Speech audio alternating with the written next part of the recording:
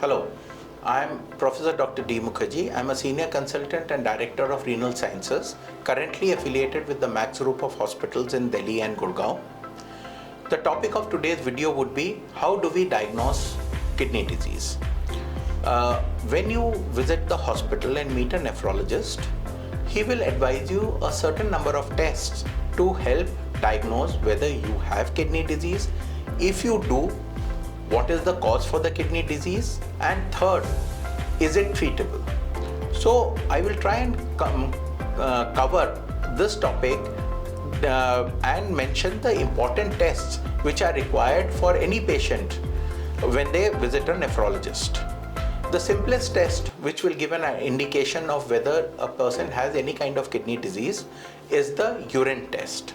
A urine routine and microscopic examination gives you an idea whether there is presence of proteins in the urine, whether there is presence of blood in the urine, whether there are crystals in the urine, whether there is any infection.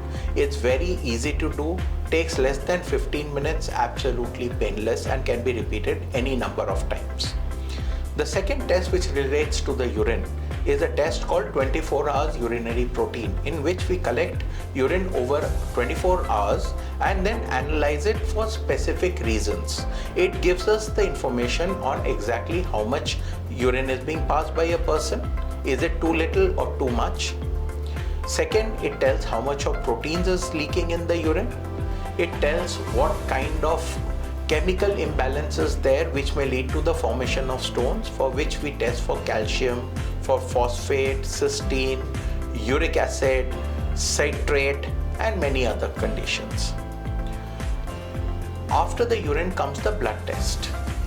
The central parameter which is tested is what is called a package called kidney function test. Usually labs include the urea creatinine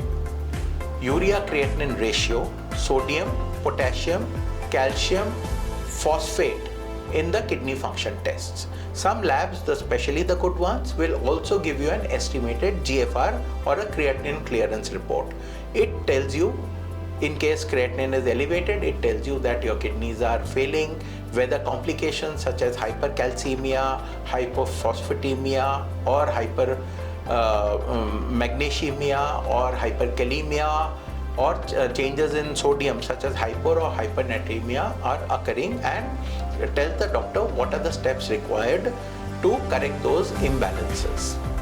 Next are ancillary tests which help find out what are the problems that are occurring due to kidney disease. For that we have serum bicarbonate level, the blood gas analysis which gives the pH, the urinary pH, the hemoglobin, and of course tests like vitamin D and parathyroid hormone which are used to look for mineral bone disease. After this comes the more advanced tests. The imaging modalities can be divided into ultrasound, X-ray, CT scan, and MRI. And ultrasound will give you how many kidneys do you have, what is the size of the kidney, is the kidney appearance normal, whether there are any scars in the kidney, how's your bladder, whether your prostate is enlarged, do you have a large post-void residue. And this will help diagnose conditions like prostatic hyperplasia, bladder tumors, sometimes kidney cancers, shrunk kidneys, polycystic disease. CT scan and MRI give you the same information in slightly higher detail. In cases of patients who have severe hypertension, then we have advanced tests like renal Doppler, CT angiography, MR angiography, and digital subtraction angiography. These are these are anatomical tests. They give a picture of the kidney and tell whether there are any structural differences. For example, if you have only a solitary kidney, or you have two kidneys, or the kidneys are in the wrong shape or the wrong size, whether they have stones in it, whether they are swollen, whether they are obstructive. However, it does not give you any functional test. That is, are the kidneys working normally? In such cases, we do tests which give us an idea of the functioning of the kidney. One of the tests is EC scan or DTPS scan.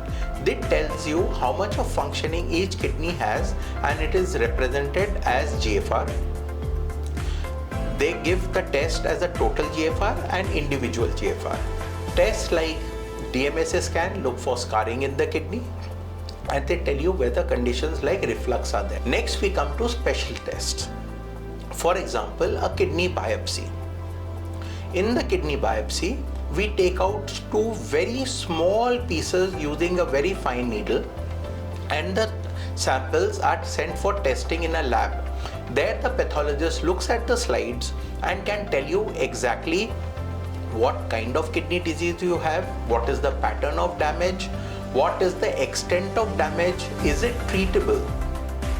If not treatable, you can get a very good idea about how long such a kidney will last.